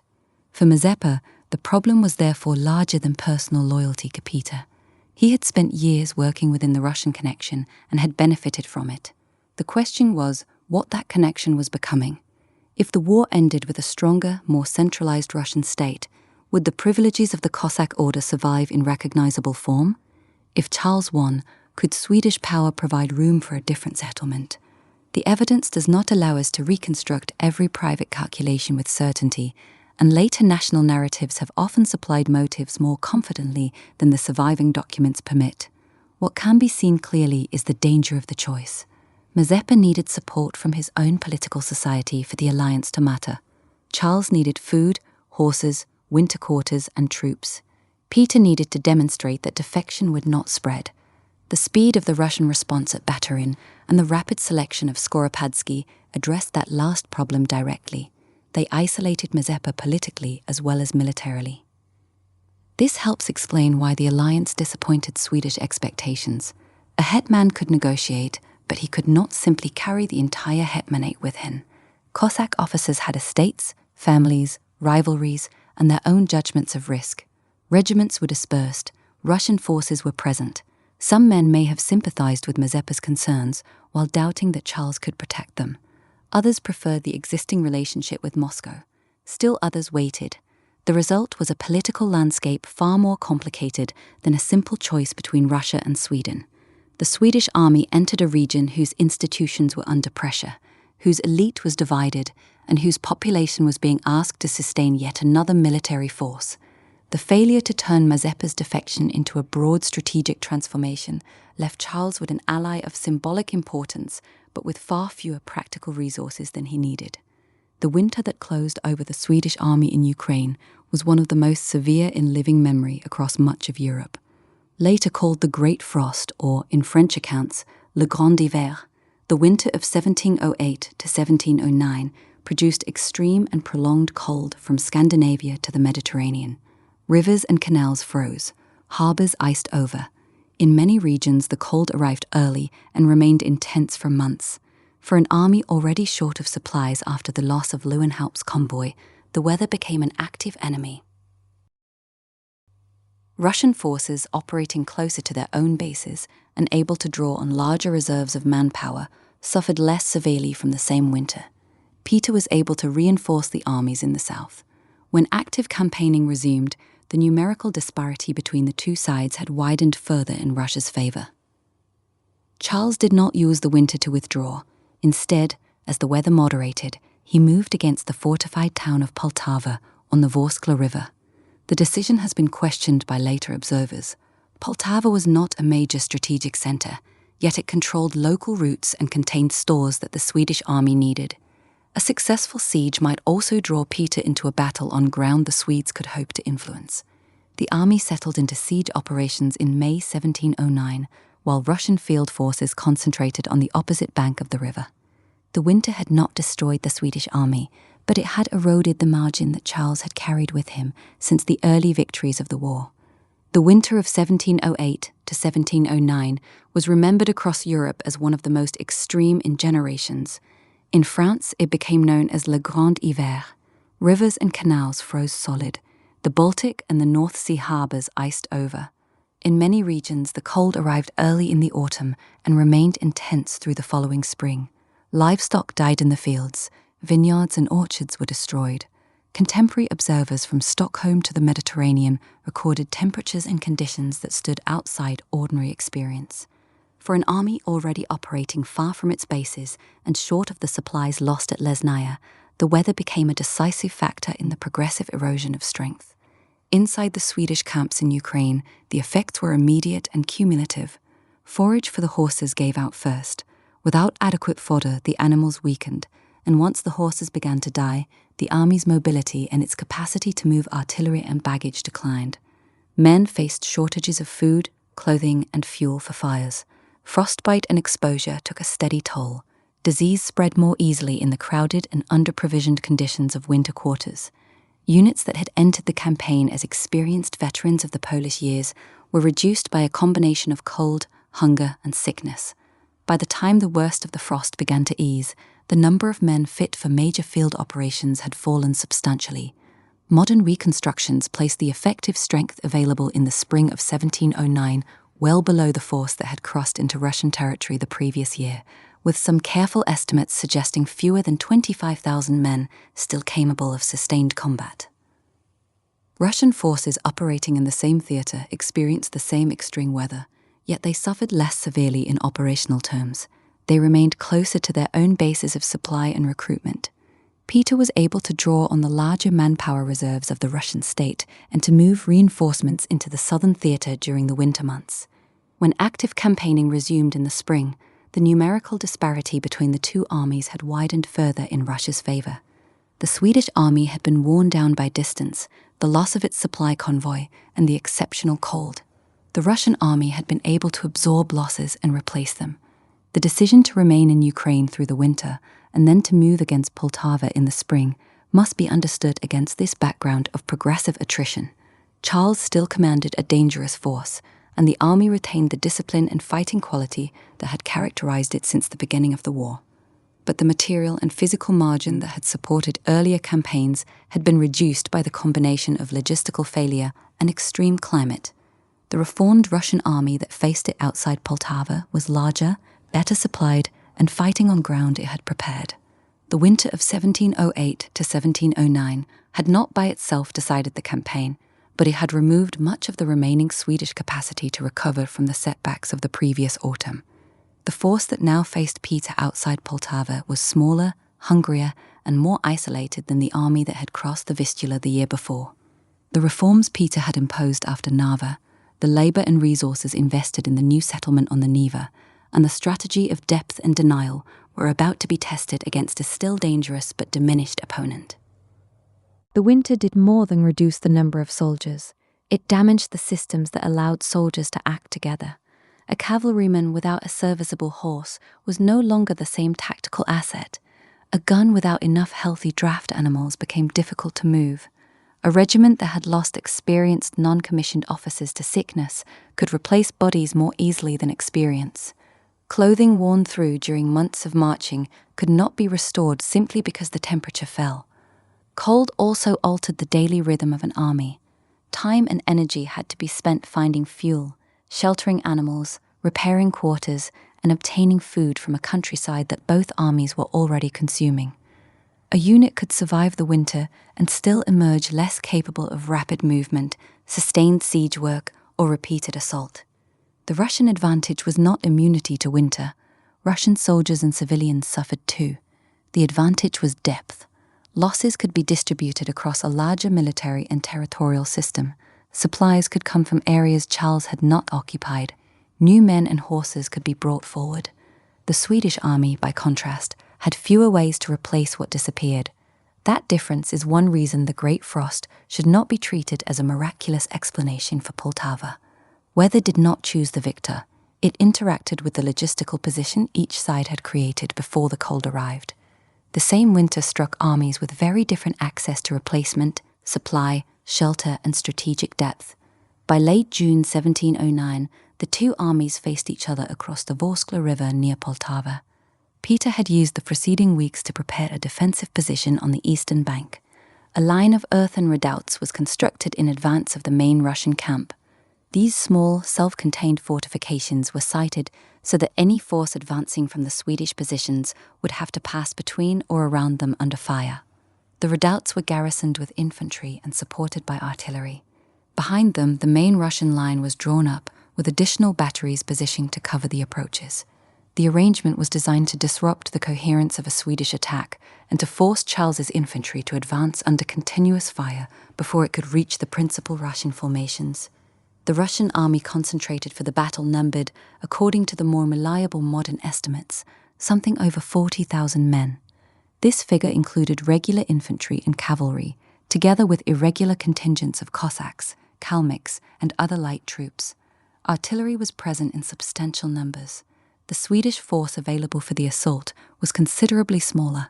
Most careful counts place it between 17,000 and 19,000 effectives, after deductions for the sick, the wounded, and necessary guards.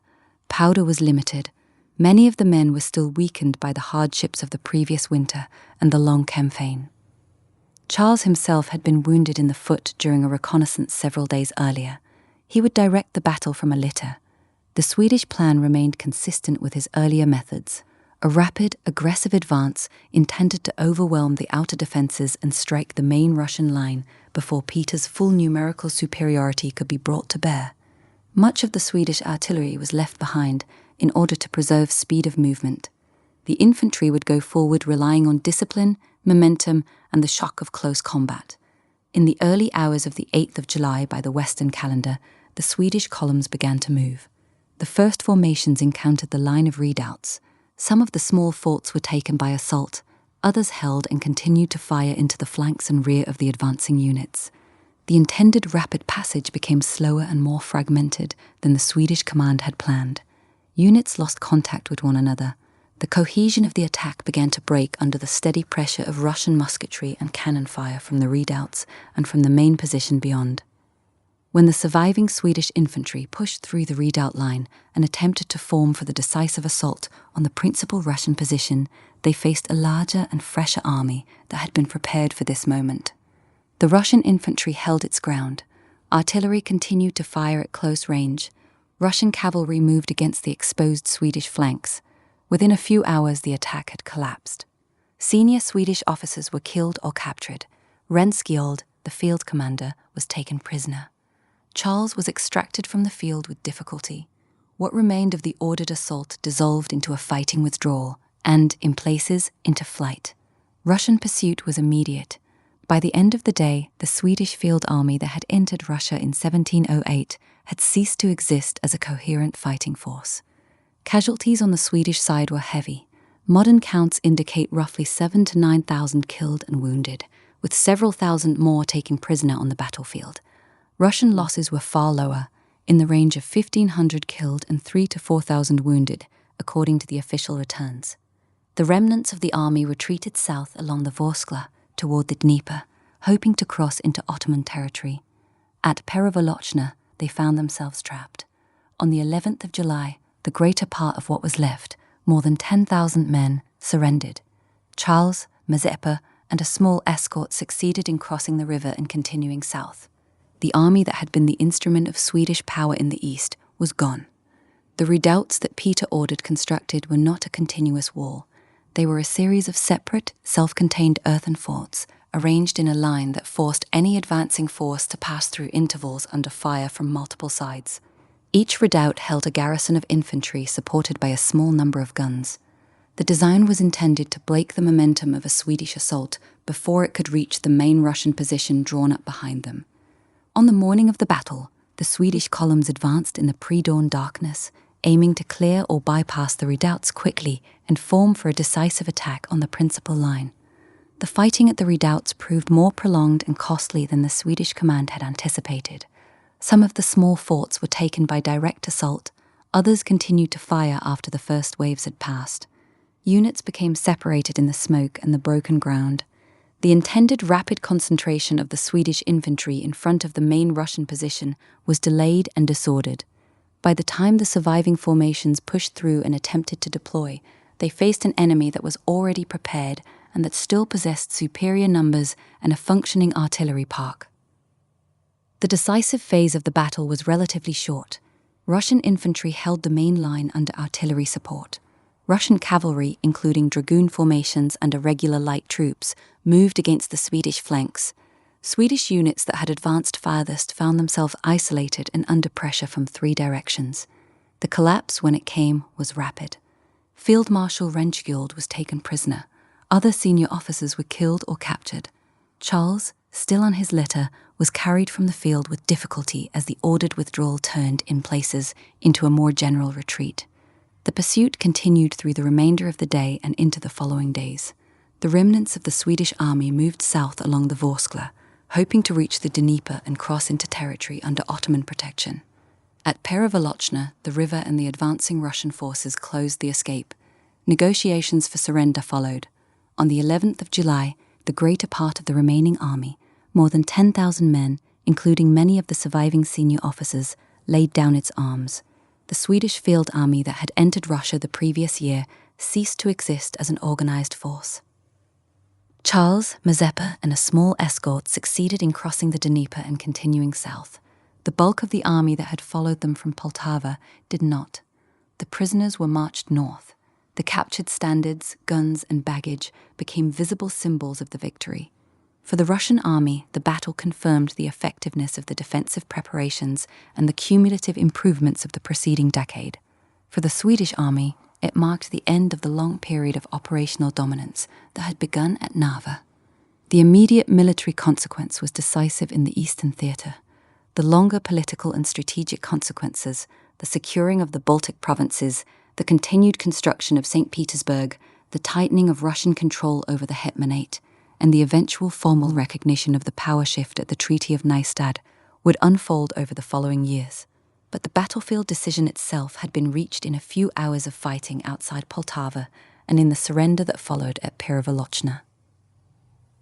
The Russian defensive works at Poltava mattered because they transformed time into an advantage. Every Swedish unit delayed at a redoubt gave the Russian main line more time to form.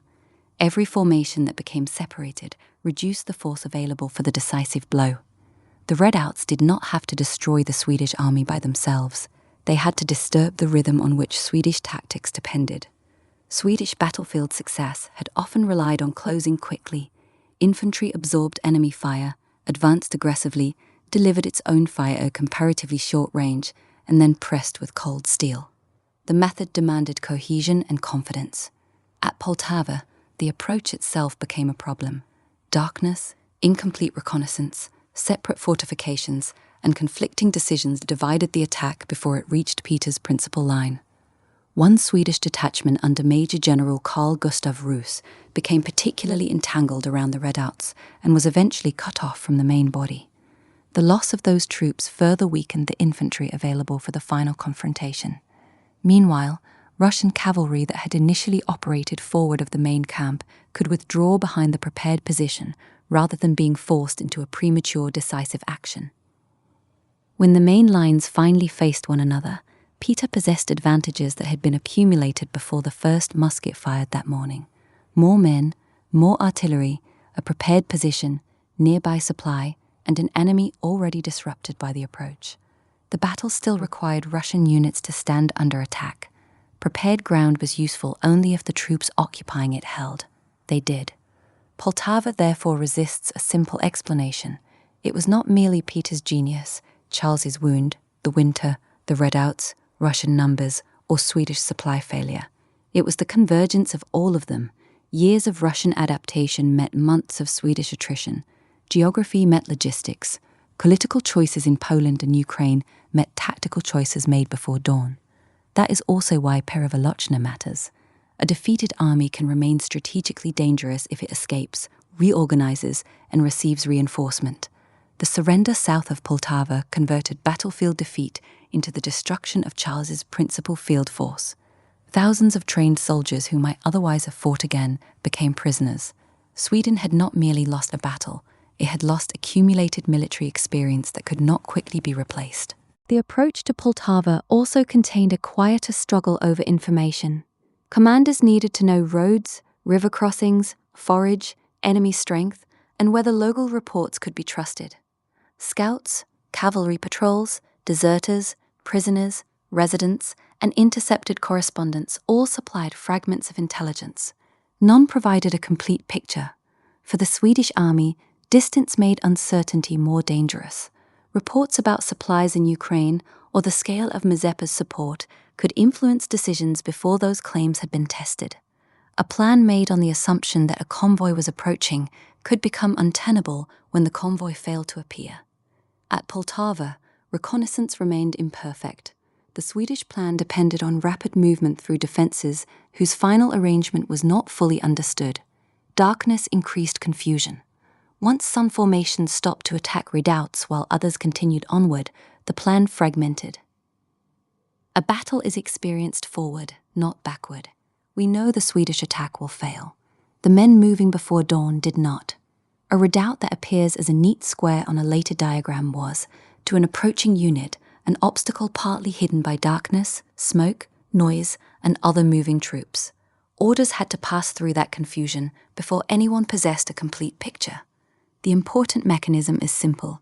Peter's prepared position created problems that demanded quick Swedish solutions. Delay became separation. Separation created vulnerability. That vulnerability allowed Russian numbers, artillery, and reserves to matter more as the morning continued. Poltava did not end the Great Northern War. Fighting continued for another 12 years. Yet the battle and the surrender that followed it altered the strategic landscape of Northern Europe in ways that proved lasting. For Sweden, the loss of the main field army removed the instrument with which Charles XII had projected power since 1700. The king himself remained a refugee in Ottoman territory until 1714. From there, he continued to urge the Turks to open a new front against Russia, an effort that produced the brief and difficult Pruth campaign of 1711. That episode forced Peter to make concessions on the Black Sea coast, but it did not restore Swedish military capacity in the Baltic. When Charles finally returned to Swedish-held lands in the north, the war continued in a reduced form. He was killed in 1718 during the siege of Fredriksten in Norway. The peace settlement concluded at Nystad in 1721 confirmed the cession of Livonia, Estonia, Ingria, and parts of Karelia to Russia. Sweden's age as the dominant power of the Baltic was over. The human and institutional costs of that transformation remained visible. The reformed army that had won at Poltava had been created through continuous conscription, harsh discipline, and high rates of desertion and loss. The city on the Narva had been raised by seasonal forced labor drawn from the same rural population that supplied the recruits. Both achievements rested on the coercive capacity of the Petrine state. For the Ukrainian hetmanate, the consequences were equally significant. Mazeppa's defection and the Russian response at Baturin accelerated the erosion of the autonomy that the Cossack elite had preserved since the mid-17th century. The installation of a hetman more closely aligned with Russian policy, the increased presence of Russian officials in garrisons, and the demonstrated cost of independent action all pointed toward tighter integration. The political space in which a figure such as Mazeppa had been able to maneuver between regional interests and the central power narrowed after 1709. Later Ukrainian and Russian historical traditions would interpret these events in sharply different terms, but the practical effect on the ground was a reduction in the hetmanate's room for independent action. The broader shift in the northern balance of power was recognized by contemporaries. Diplomats and observers across Europe noted that a state once regarded as peripheral and backward had defeated the foremost military power of the region and secured a permanent position on the Baltic. The reforms begun in the aftermath of Narva, the decision to plant a new capital on contested ground, and the strategy of depth and denial pursued in 1708-1709 had produced a result that altered the map. The window remained open. Poltava's consequences were powerful, but they were not instantaneous. Peter still had to convert battlefield victory into durable political control. In 1710, Russian forces took major Baltic centers including Riga and Reval. The shift from wartime occupation toward incorporation required negotiation as well as force. In the Baltic provinces, Russian rule preserved important elements of local privilege and Lutheran religious practice rather than attempting immediate uniformity. The empire that emerged from the war could centralize aggressively in some places while governing others through negotiated local arrangements. The victory also changed the atmosphere in which Peter governed. Before Poltava, reform had often been driven by emergency, the need for soldiers, guns, taxes, ships, roads, and supplies, while the outcome of the war remained uncertain. Scholarship on Peter's reign emphasizes how improvised and overlapping many early changes were. After the danger of a Swedish invasion receded, reform could become more systematic, even though improvisation and institutional conflict did not disappear. That distinction matters when we look backward and imagine a single master plan called Westernization. Peter certainly admired and borrowed foreign techniques, institutions, fashions, and expertise, But war was one of the great engines of change. The state needed to count, tax, recruit, train, manufacture, transport, communicate, and command more effectively because failure in those tasks could mean military defeat. Poltava also acquired meanings beyond the military event itself.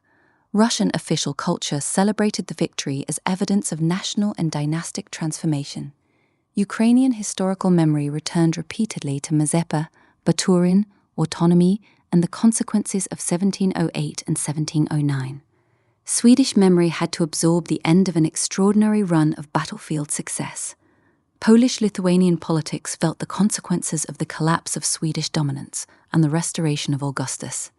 Modern scholarship continues to examine Poltava not only as a battle, but as a turning point interpreted differently by the societies it affected.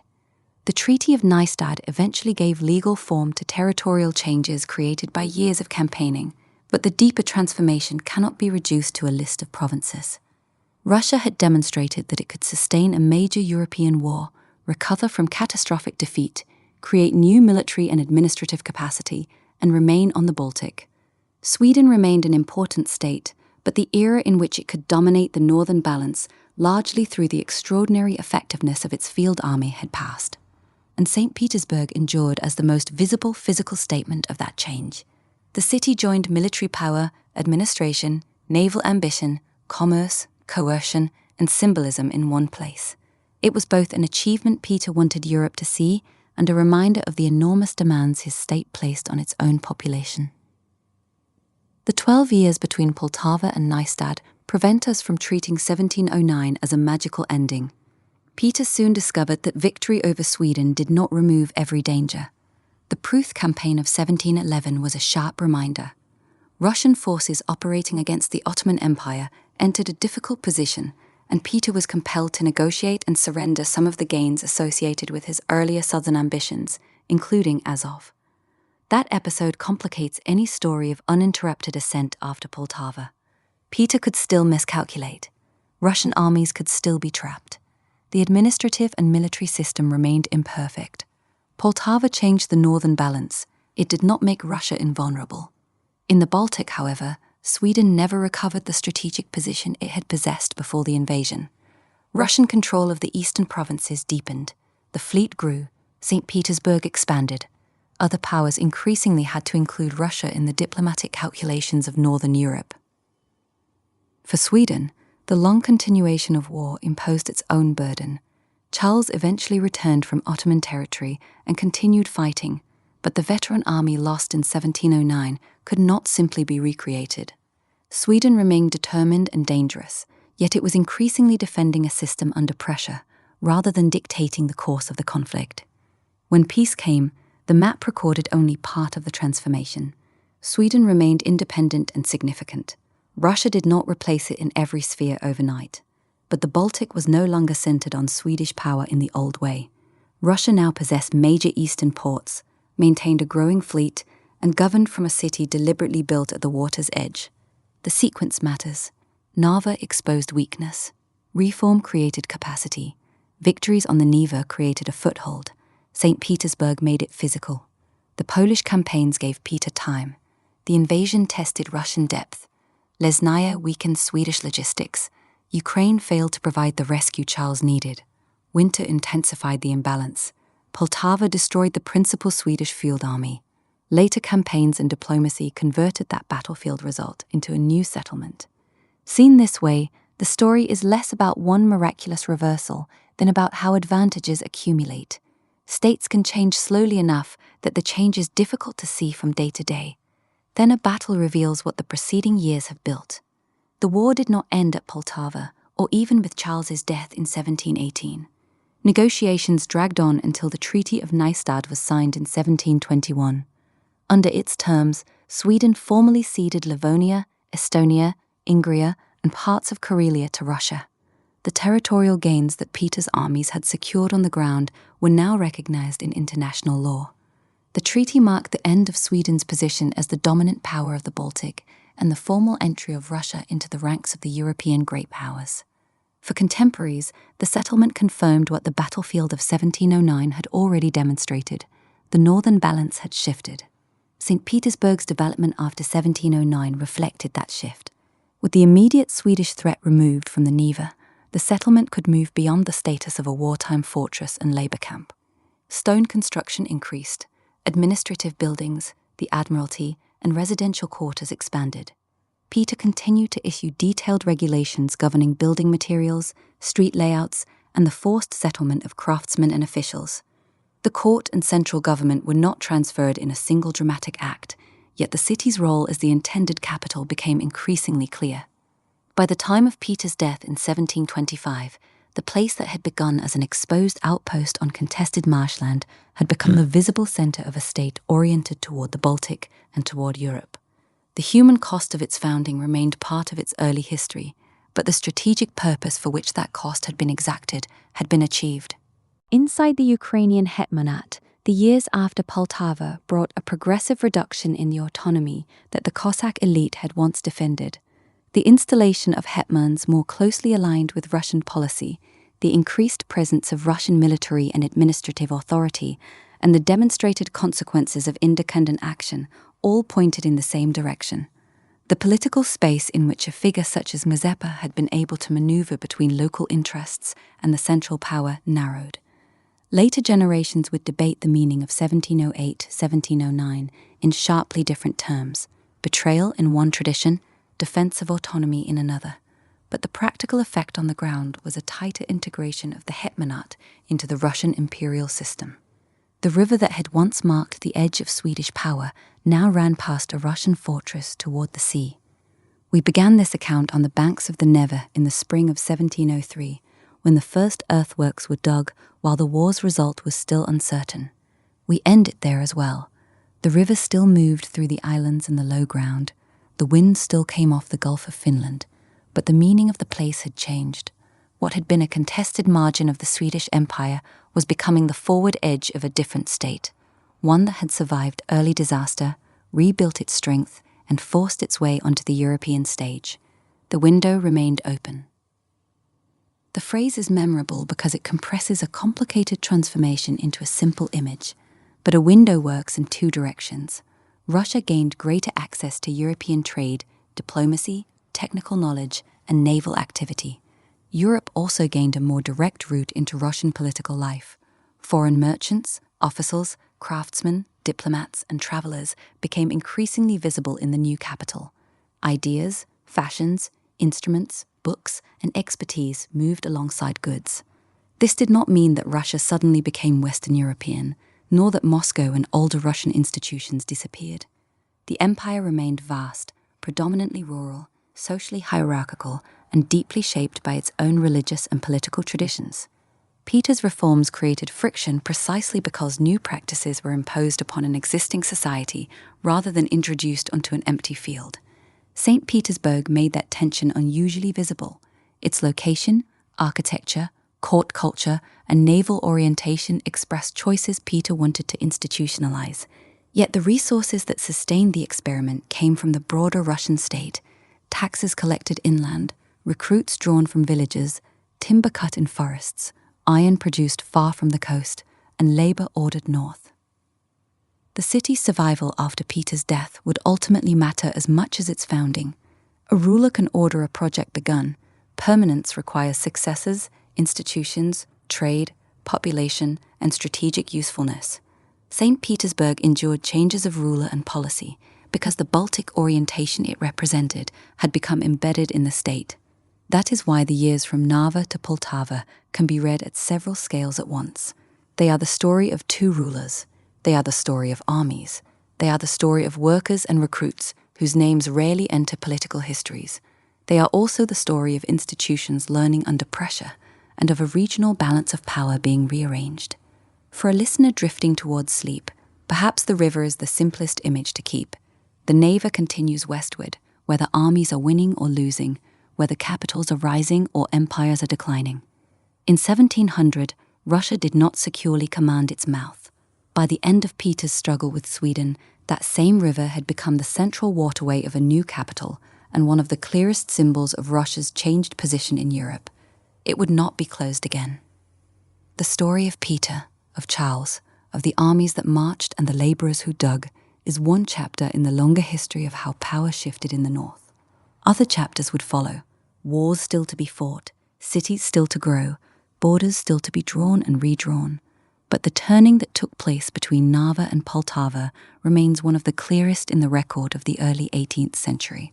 A reformed army, a new capital, a defeated rival, and a river that now ran past a Russian fortress toward the open sea.